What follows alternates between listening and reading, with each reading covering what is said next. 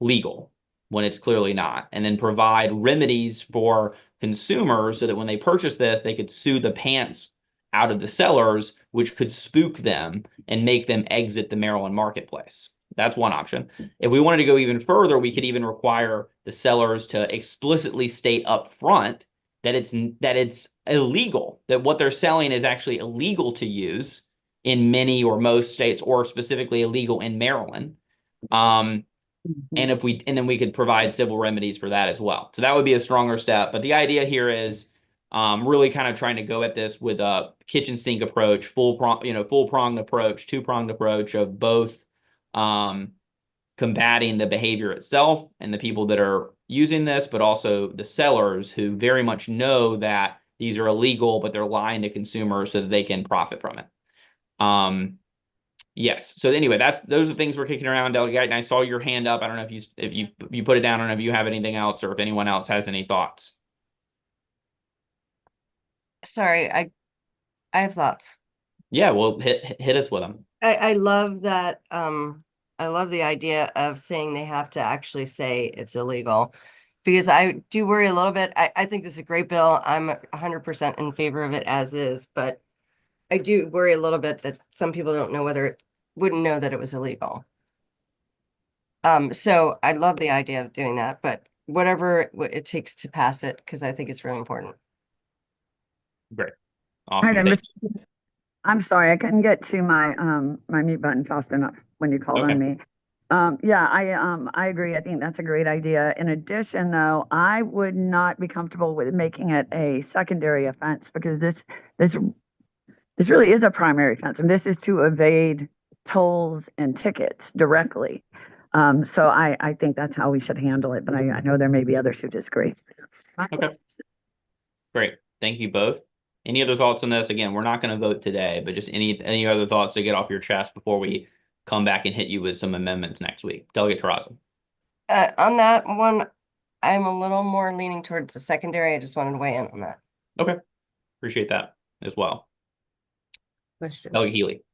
Yeah, I see both sides on that, and so I'm still not decided totally. I kind of lean toward keeping things secondary as much as possible, but and also to have the option of if they can't be photographed, it's hard to catch them unless they're stationary. Right. So I mean, if they write a ticket where if they're parked and that you could see that they've got one of these things on, Right. the meter reader, if you've just a parking, I don't know, meter maid, to use an old-fashioned term, would be able to write a ticket, and but you could make it must appear, or you could do something like that, but it's still to show that it's really important. Yeah. But I just don't see how you could just, if you can't take a picture of it because of what it is, then it's kind of a problem. It's a good point. I mean, this is one of those that's like, by the very nature of the violation, you're preventing enforcement of the violation, right? So it's totally right. I mean, Patrick, could you tell me, what is the current penalty? We haven't really talked for the penalty structure of this at all. What is the current fine? It's just the standard? Well, it's the basic a maximum of 500. If you give me a second, I'll get my penalty deposit schedule. Oh yeah. The prepay penalty is probably about 60. I think it was interesting because there's two different provisions here, and I do have this right here. For 470, if we can get that screen back up? Yeah, of course. What is this is written to 21 1112. Yeah. The prepay fine for this is 280. If you remember last week, we discussed the one that went to the registration in Title 13, and that penalty is only 70.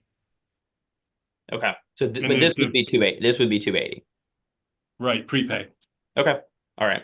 Well, that's pretty good. I think. And then we can talk too more about what the damages would be for the seller, because we probably want to give statutory damages available to people who sue, because otherwise the only thing they could really sue for would be the cost, and no one's going to really sue over like $30. So, Delegate Ziegler. Great, thank you, Mr. Chair. So, I have a question for Patrick. What, now, if you do something like you have a bike rack that covers your license plate, or you're pulling something behind your car that covers your license plate, what's the deal with that now? Is that currently illegal? Yes. That's what I thought. Okay, thank you. I got very angry constituent mail about this bill, so I I would take the opportunity to ask. This I one was might, sure that was true. the provision in your bill prohibits a person from obscuring or modifying a registration plate with intent. This is the whole idea of your bill, is to get rid of the intent. Exactly, And right. if someone is just putting a bike rack on and it lets it hang too low or whatever and doesn't even realize it, that might not have the intent. Whereas the registration plate one with the smaller fine requires registration plates to be maintained free from foreign materials. That I think would that That would be violates that. illegal under that provision. Perfect, thank you. Delegate Crosby. I'm so sorry. I somehow got lost in that. So would this bill make the fine for having a bike rack in front of your license plate? And it would take the intent out from that part also? Well, there's no intent in the registration portion of the registration violation, but as the officer testified last week, they kind of bleed in together, and you don't get any of these citations being written at all. Okay, I'm sorry. I don't know what you mean by the registration. Last week we talked about how there's two different provisions on this particular issue, if you will. One that's written in the rules of the road, and that's the one that Delegate Ziegler's bill is drafted to, and that has the intent provision. And one is in the registration title, which talks about registration plates being maintained free of foreign materials, and that's in the Title 13, the registration title. Okay, so just to clarify, without the bill, what is the fine if I have my bike rack? I don't have a bike rack anymore, just so you know. But what is the fine if I have my bike rack in front of my plates? And then with the bill, does that change? Maybe it's as you know, as a lawyer, every situation is fact specific. For instance, if you had no intent to block your plate, but your bike rack does, then this bill would make it come under Title 21 under Delegate Ziegler's bill. I don't think it matters for Title 13 because that doesn't have the intent provision. Right, but I'm sorry, which one? How does that, you know the code backwards and forwards, and I apologize. I should have pulled up the code and had it in front of me, but when you switch from 12 to 13, I get confused. The They're bike two different, covering, but right, so there's- the whole point of this is you don't want people buying these things that you put over the plates to obscure them so that you don't get tickets and stuff. If you have a bike rack, and this takes out all the intent, which I completely get, but I'm wondering, does that also apply if you have a bike rack in front of your license plate? well, if you take out the intent, yes.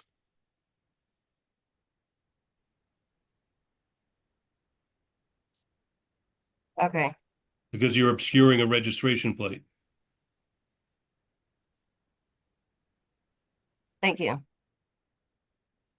Yeah, and I mean, on that point, I guess I did neglect to mention one other option we'd have in terms of crafting the bill, which let me just share my screen one more time. So this is a bill from Delegate Frush way back in 2011. And instead of just kind of taking out the intent about obscuring, she instead defined registration plate cover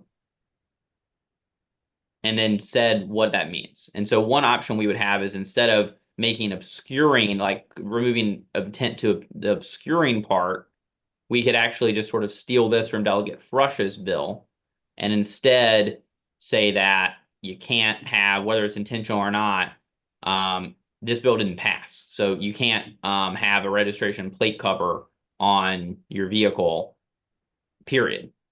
And we could define registration plate cover however we want, and then say also, not only can you not sell it, but if you don't provide disclosures when you sell it, you're subject to civil liability. So that's another option we have on the table. And it sounds like, Delegate Terraza, based on your bike rack line of questioning, it sounds like you would prefer something more like this. I'm so sorry. I'm not sure why I'm not following that, but I appreciate that you understand it. So maybe Okay. I'm just more concerned, like if people are buying things to obscure them or putting these registration plate covers, whatever, they are doing that intentionally, but we want to take the intent out because that makes it impossible for anyone to prove. That's right. And I think If that you really probably, are somebody who, I'm just going to say this, I had my bike rack up in front of my, like it probably blocked my plate for years when I used to, carry all the kids' bikes down to the ocean. I had no idea. And I mean, I guess $270, it's not like it has jail time with it. That one makes me, that part makes me a little more nervous than the, like obscuring the actual plate or blocking or like covering it with something. yep, no, it totally makes sense. And I mean, I think that's why we have this option on the table to instead more explicitly go after ghost plates rather than kind of broad obstruction with anything. And so that is definitely an option on the table. Bill sponsor, Delegate Ziegler. Thank you, Mr. Chair. But a police officer would have the discretion to give somebody a warning if it's like a mom with a bunch of kids' bikes or something. That I think a police officer is smart enough to understand that's different from somebody who has something that they obviously deliberately put to avoid detection. Right. Right. And I mean, and the other, I think, component of this too is that we passed a few years ago, as I mentioned before, Delegate Juanita Fisher's bill that explicitly makes it only subject to secondary enforcement if your license plate cover obscures part of your plate. So that's another aspect. The border of the license. Sorry, the border. Yeah, sorry. Like I by license plate, I mean like one of the like a Washington Commander sort of not vanity plate, but yeah, border. If one of those covers the numbers or the letters on your plate, then that's subject to secondary enforcement. So we definitely have like a spectrum of different activity, and so we just got to decide as a subcommittee like what penalty is most appropriate for what spectrum of I accidentally did this for like a day and I didn't mean it. I was just trying to show my commander pride to I spent months researching the most illegal and evil of these plate covers and haha, now I'm totally free to never pay a toll or a speed camera violation again. Can I just say one more thing? Sure, of course. About the bike rack thing. So it's already illegal to do that. And a cop already could stop you and give you a ticket. Yeah. This just means it would be illegal under two different sections of the code. Right. But isn't that only with intent? Like that has the intent. No, it is illegal, as Patrick was saying, it's illegal under the registration code to cover up your license plate with foreign material, which would include a bike rack. Oh, okay. So it doesn't make it newly illegal. It always was. Yeah. Okay, Delegate Healy. Yeah, thank you. I actually did look up the code too, while we were all talking, because if you take the intent out, then I'm not sure this is considered. And also when I was talking about basically having physically to be stationary for them to figure out that this is on there. It's a moving violation. So I don't know, can you have a moving violation for a car that's not moving? I just don't know. Well, I don't know, Patrick. moving violations a term of art. These are motor vehicle violations. Okay. Yeah. Okay, And I it doesn't wasn't matter if sure you about were- that after when I read that. So moving violation. Well, if you write a ticket, I kind of like the idea of making it a must appear. That just to add a level of discomfort to somebody who went all the way out of their way to get this thing. Let them go all the way out of their way to explain it to the judge. Yeah. The problem is that the police aren't writing tickets in the first place. Right. But I mean, Right. if it's more like a parking ticket, that's all I'm saying. Okay. Helpful. Delegate Morgan. I agree with Delegate Hugh. I like must appear. That's a great, even more onus burden on somebody. So I like the idea. Okay. All right. Wait, was that must appear for the bike rack also? No, I think she was talking about it must appear for the for having one of these plate covers that you purchase because you're trying to great. That's basically break good. the law. Yeah. Yeah.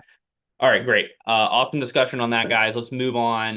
We'll see what we can do to try to take all of your comments and distill them into a different set of amendments for next week. HB Chair 520. Stewart? Yep. I just had a conversation with Chair Corman, and we can actually vote if it's the subcommittee willing on 527 because appropriations is secondary on it. Oh, I see. Interesting. Okay, well, let's move on. We'll see if there's the will of the body to take a vote. But okay, Okay. great. Yeah, one of the reasons we were going to try to do discussion only on this next bill, HB 527, is because we hadn't received appropriation approval for the fiscal note. But it's a good point, and since they're secondary, they'd necessarily have to approve to get it over the finish line anyway. And I sent a reprint of it to Maddie as we Yep, were I got it. discussing. I got everything. So let's go ahead and pull that one up. And this is the first time we've discussed this one. You guys may remember this is about the purple line. So as this bill came in, so first let me just set the stage here, especially for those of you who are not representing Montgomery County. The purple line has been a mess. The construction has gone on way longer than anyone anticipated. Businesses are closing or on the verge of closing along the route because of all the disruption. Neighbors are angry, they're furious, et cetera. And so essentially the bill is intended to provide some semblance of a token of apologies and appreciation for the neighbors and businesses who have endured the long construction process of the purple line. As the bill came in, that token of appreciation was 3 months of free rides after the opening of the purple line, and also free advertising for the businesses along the corridor. And they had to be a certain number close to the stops, certain number of miles or fraction of miles. And they could get free advertising indefinitely on the trains themselves or at the stations. The sponsor has worked with Subcommittee and also worked with MDOT on this set of amendments that I just wanted to take y'all's temperature on. And of course, yeah, if there is the will, we could vote it out. But there's been a number of changes that's been made. So I'll just walk through this a little bit. So first of all, the big change here that cuts the fiscal note down from, I think, 225 to 75,000 is that the free ridership is only for a month. So that's the first thing. Not 3 months, 1 month. Just for people who live within 1/4 mile radius of the purple line track. Secondly, beginning in October and until 3 months after service begins, promotional materials and services at no cost to small businesses will be provided. So again, this provides a time limit for the promotional material and also limits it instead of all businesses, because there are plenty of CVS's and McDonald's that are presumably doing okay along the route. This narrowly limits it to small businesses. And basically here it says that what these promotional materials are going to mean for this period of time is that the administration will basically include this information about the small businesses on their website. They'll work on fronting or covering the cost of printing and design services. And it says, we also added that nothing in the section may be construed to require the administration to procure private advertising or marketing services on behalf of the businesses. So they can basically do their own services, to use their own websites, or however they see fit to provide promotional content for the businesses. This essentially, NDOT is essentially saying that they would be able to do this more or less with existing resources, rather than have to take a huge advertising hit to substitute paying advertising customers to the small businesses who were affected under the original bill. So that's really what it does, is the MDOT is committing to some sort of online, mostly online promotional content for the small businesses along the track. And then we've got 1 month of free transit service for riders near the track. And that's the entire bill. Thoughts? Yeah. Delegate Jacobs. Thank you. Wait a minute. Yeah, now I'm hot. Okay. I'm looking at the letter provided by MDOT, and it says it recently launched a small business grant program to support small business impacted by the construction of Purple Line. Program provides grants up to $50,000 to offset revenue loss and provides funding for marketing support for these businesses. So this just was implemented, and I think that we touched on it during the hearing, but and you live in Montgomery County, Delegate Stewart. So how long ago did that get implemented? Because he said recently. Do you know? I think really it's been like just the last few weeks from what I can tell. My district is not abut the purple line, so I'm not as Mine directly does.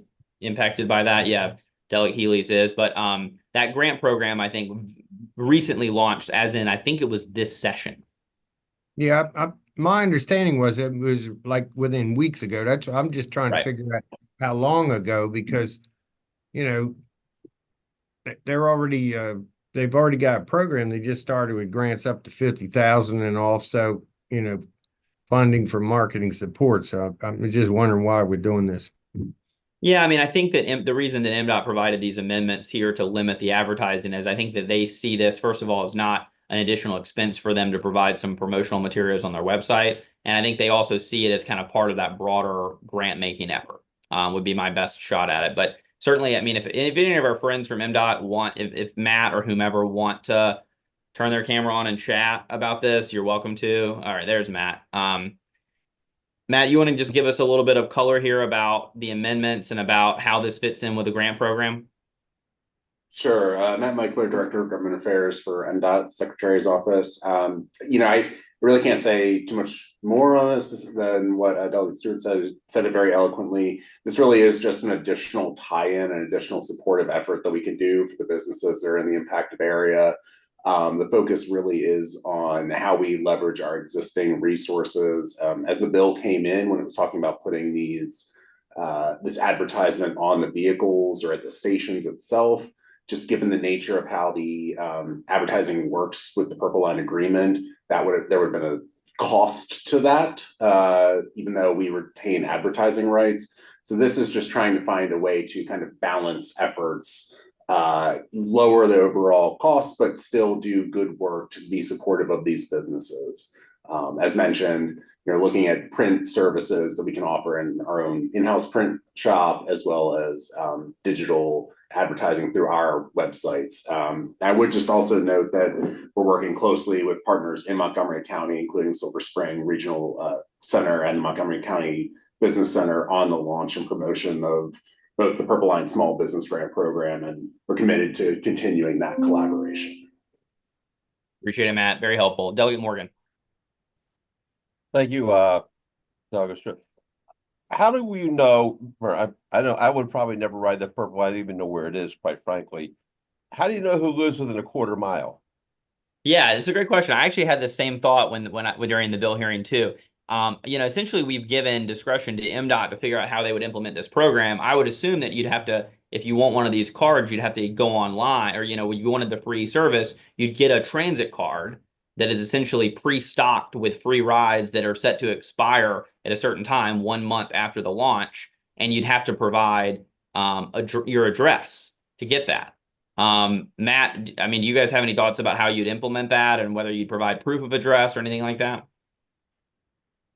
I think our initial reaction is pretty similar to what you had just identified, Delegate Stewart. We'd want to create something where there's going to be effectively some kind of it's like a practice payment, where you have something that is preloaded with allowable fares, and then you get people used to the concept of paying a fare for the service, because ultimately it would be fared service. The implementation is something that we would work on, and of course we've got a little bit of lead time in working on that, given the start date for fared service is several years out. Can I keep getting next question while I'm here? Yep. So I get, like I said, I can understand there's been a lot of huge cost overruns on the project, and we're in a $3 billion budget hole, and MTA is heavily subsidized. So if I listen to my brother upstairs, how much the ridership is being supplemented by taxpayer dollars. Are we I understand being nice, but are we in a fiscal position to be nice? Yeah, that's rhetorical. Yep, fair enough. And that's why appropriations would only ultimately have to pass this as well. Delegate Ziegler. Thank you, Mr. Chair. I was going to say pretty much the opposite thing. I have lived in places where businesses have been affected by things like, you know, the road's been dug up to put pipes in or whatever. It's just a complete killer for businesses that depend on foot traffic, and they're paying their rent. They don't get anything back for the fact that their world was just turned completely upside down. Promises were made about timing and on, and there's never any certainty about, like, are they going to get it together and finish this thing? I feel very sorry for the businesses in particular. So I think this is a small thing, and I am all for it. Thank you, Delegate Ziegler. And I would just note, I guess, to Delegate Morgan's concern, and I don't know if this is, responsive enough, but what I will say is that one of the reasons that the Purple Line had cost overruns is because neighbors didn't want it to happen, and they were mad, and they were suing. That was one of the reasons. I think the previous administration mismanaged it, and also I think the use of the public-private partnership proved to be disastrous at various times in the project too. But I think that what I see as the advantage of this kind of goodwill is that it's really just kind of a feel good thing, so that neighbors are not so hostile to transportation improvements in their neighborhood in the future, and that's transit or roads or whatever. I mean, we have to, as a state, we want to have a modernized transportation system, and that involves construction. But when construction goes awry like this, I don't think it's bad to set the precedent that we provide a small token of our appreciation for people who go a decade or more, because I think that just generally builds more goodwill for projects that we all need and want for the state to be economically prosperous. And so that's why I think it's building that goodwill even in a precedential level, so that other parts of the state knew this happened, I think is worth $75,000. But I could be in the minority. Delegate Healy, you're muted. Okay, thank you very much. I have several Purple Line stations that are being constructed in my district right now. And, it's not just in Montgomery County, okay? Prince George's County has a big stake in this as well. And yes, it's been absolutely miserable. The Purple Line is designed to be walkable. You can walk from your home or from your business to the stations. They're not that far apart. And so, a quarter mile is walkable distance. It would be great for people who've had their access to the streets and in their neighborhoods just messed up for a long, long time. I do agree with the goal of this bill. I also know how much more it has cost than it should have. And I could go on a long time about that, but I won't. Delegate Vaughn, you were right about all those things. The lawsuit lasted more than a year, and then the things the previous administration did to try to cut costs ended up not working right, and then I've said I wasn't going to do this. All right. The main thing is that we also, there is a different dynamic in Prince George's, because we don't have a lot of things were put on hold waiting for this to be built. There's a whole shopping center that is just hanging on. It will be all redeveloped as soon as those trains start running. It's the local businesses have been holding on, but they all know that they've been on borrowed time. It's in a lot of these places, the whole goal of this in Prince George's has been redevelopment and without gentrification, and trying to get people to have more prosperity and be able to get around and travel from east to west across the whole region. And the benefit for the public and for the state has always been that we're going to take all these people off the roads, that they won't be clogging the roads.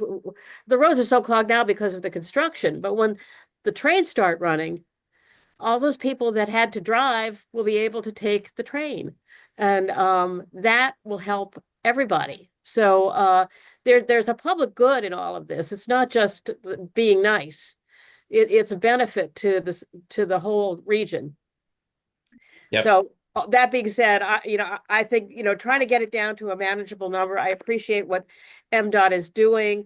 I assume that they are well aware of all the intricacies of the contracts with the Purple Line private partners, and that we don't do anything that's going to make them mad, so that we can get this done as soon as possible and as close to not costing a whole lot more. Amen. Great. All right. Amen. Indeed. Well said, Delegate Jacobs. Thank you again. So again, ladies and gentlemen, you got the MDOT with a letter that's talking about a program just recently implemented with up to $50,000 in grants, plus I think they're also supporting the design and print services. So that I assume is in addition to this bill, correct? We've got the grant program, and I think what Matt said is that they view this kind of these print services and this online advertising promotional content about the small businesses as working hand in hand with the grant program, but not costing any more money. All right, because you got the Key Bridge issue, you're going to set a precedent here, and you've already got something set. And I just think this is muddy in the water in the state. Now, this thing's $4 billion over budget and 72% complete. And it's killing the rest of us in the rest of the state because we have no highway revenue whatsoever to work on our roads. And I think that it's already been taken care of, and this bill's not needed. Thank you. Okay. Appreciate that perspective. Is there an appetite to have a motion on the amendments?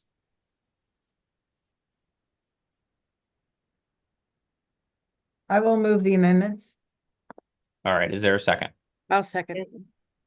Okay. All in favor of the amendments, please raise your hand. Signify by saying aye. Why? Aye. All right. Any opposed to the amendments? All right. Any last words on the bill? Any motion? I move the bill. Is there a second? Second. All right. Any final discussion on the bill? Seeing none, all in favor of House Bill 527 as amended, raise your hand or signify by saying aye. Aye. Aye. All right. All opposed? No. All right. 2 nay votes. The bill will receive a favorable recommendation from the subcommittee. Let's move on to a little bit less controversial bill, hopefully, House Bill 528. This is a local bill from the Speaker Pro Tem, that we heard a week or so ago. I'm going to pull up the reprint that Patrick shared. This bill relates to abiding by vehicle laws on private roadways in Baltimore County. Patrick, you want to talk about the amendments here that we made? Yeah, the amendments just narrow it down to a little under 3-year period from October 25 to July 28 in Baltimore County, having a police officer authorized to enforce the Maryland vehicle law in a private roadway in a specific private community. Yep. There's a little bit of a difference of interpretation of the vehicle law in Baltimore County. So this is narrowed down to the one that has complained about it. So yeah, and I mean, essentially the impetus here, right, Patrick, is that this one community has private roads. There's been a lot of traffic problems there. There's been a lot of speeding or other violations, and there's been a difficulty. It's a little bit of a communication issue with the local police there about whether they can actually enforce the laws there. And this is one of those communities where there's private roads, but there's nothing stopping you from driving through it if you don't Right, live exactly. It's not gated or anything. Right. Right. Okay. Delegate Morgan. Yes, thank you. The area in question in Calvert County is in my district, and Doug Stein and I discussed this. I discussed it with the Calvert County Sheriff, and basically you're just mirroring what we're already doing in Calvert County in a similar circumstance. Okay, great. Except for yours is countywide. Yeah, it's not specific to any particular subdivision. I realize that, but I think if they had narrowed it down years ago, it would just be that one subdivision. Okay. Yeah. Got it. Helpful. Delegate Terrazzo. Yeah, thank you, Mr. Chairman. I think it makes sense to stick with what's in the bill right now, but I just wanted to say these private roadways in a lot of areas, including Howard County, are problematic, but I think it makes sense to stick with what we have here. Okay. Let's Yeah, well, I just mean, get certainly- delegation approval. Right. Yeah, I don't think we want to tweak anything because we're gonna have to go back to the delegation. But certainly, Doug Terrazzo, if you want to come back with a Howard County bill next year, we're ready for you. Any motion on the amendments? Move the Move the amendment. amendment. Okay, we got a motion and a second. Any discussion on the amendments? Seeing none, all in favor of the amendments, raise your hand or signify by saying aye. Aye. Any opposed? Amendments pass. Is there a motion on the bill? So Move. moved. Moved and seconded. Any final discussion on this one? Seeing none, all in favor of House Bill 528 as amended, raise your hand or signify by saying aye. Aye. All right, great. Any opposed? That bill will also receive a favorable recommendation from the subcommittee. We're moving right along at an okay pace. So we've got 2 bills left. One is going to be for discussion only. We're going to move to House Bill 707. This is a bill hearing that we heard a couple weeks ago with a fair amount of fanfare and support, if you remember, in the hearing room. This is HB 707, Eric's ID law from Delegate Wilkins. The background here is that a couple of years ago we passed the blue, I guess they call it the blue sleeve. Is that right, Patrick? What is it called? Correct, blue sleeve. Yeah, the blue sleeve, as an attempt to sort of get at this issue where people with disabilities, developmental disabilities, or other disabilities wanted the ability to be able to present their ID to law enforcement in a manner that signaled to them, especially in the event of some sort of crisis situation, that that person had said developmental disability. However, the Blue Sleeve program has been a bit of a failure. We did get, the chairman asked MVA for data on the Blue Sleeve program, and the number of people that actually have these seems to be infinitesimally small and a very, very small fraction of the number of people that would want them. The reason is that you have to unilaterally go to an MVA and know about this and ask for it and hope they have them in stock. The reason that this is different, and I'll scroll down, is that there would actually be an option for people with these non-apparent disabilities to essentially tick a box when they sign up for their license or when they get a license renewal. So it would be kind of baked into the process as it stands already for license renewal and registration to check this box that you want some sort of indication on your driver's license that you have a non-apparent disability. So I can just kind of briefly go through here. You can see that basically non-apparent disability has a definition as both a developmental and intellectual disability. And it says that upon both initial application and renewal, basically the department is going to have to allow an applicant to choose to indicate that the applicant has a non-apparent disability, and it directs the administration to ensure the people who have noted that have some kind of signifier on their license plate. And as you can see here, there's also some language here about notifying folks that they can remove it. If people get one of these things and they realize they're being discriminated against and they want to get it removed, it was very important for all the advocates to be able to have that clear indication that this is not a permanent issue. And here also the administration here, number 2, is required to consult with the disability community about what exactly the design looks like. So we're not being prescriptive about exactly what letter or graphic is going to be on there, but we're going to let the department, in conjunction with the affected groups, determine that design. So here on page 4, which is the last page of the bill, we've got sort of a data privacy provision here at the top about deleting records so that it's not there anymore, to make sure that this is not some sort of record the department is going to hold forever and they can be used to get someone in the future. And then there's some public outreach effort language here that was in the original bill. Talks about proof never being required. Talks about denying an application not being allowed.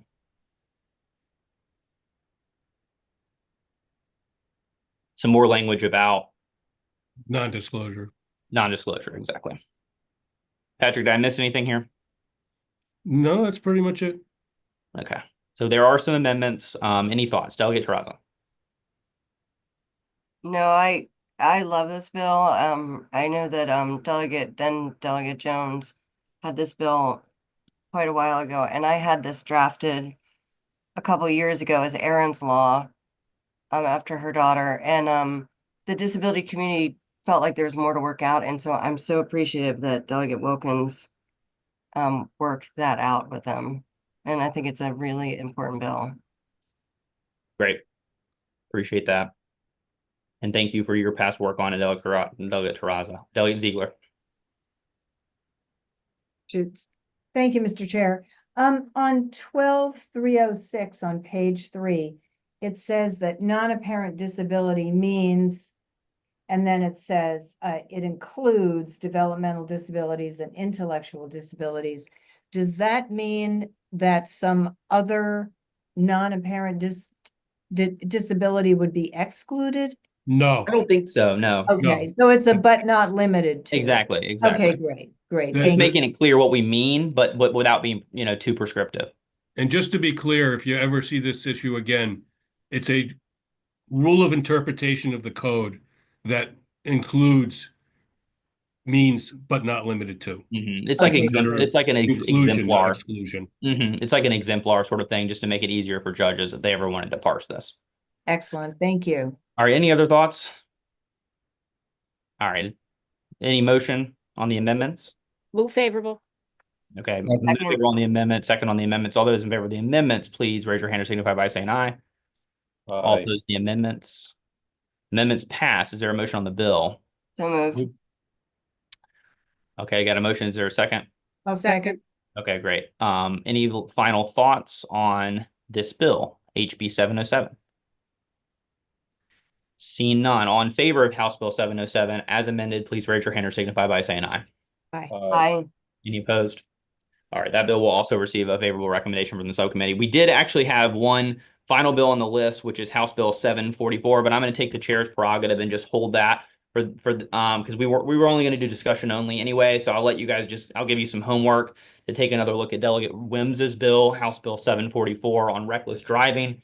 I think that we're going to be discussing that with very minimal, if any, amendments at all early next week.